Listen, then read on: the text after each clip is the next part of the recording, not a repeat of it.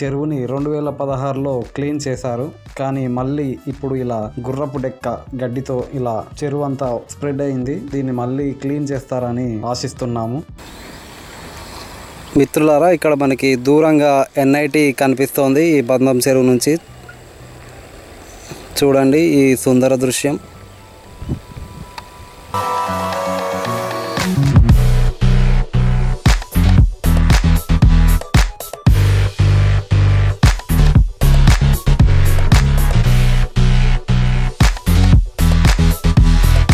అయితే ఇందులో మనకి విపరీతంగా గుర్రపు గడ్డి విపరీతంగా పెరిగింది.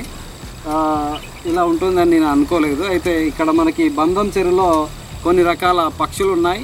ఒకసారి మనం ఆ పక్షుల గురించి కూడా తెలుసుకుందాం.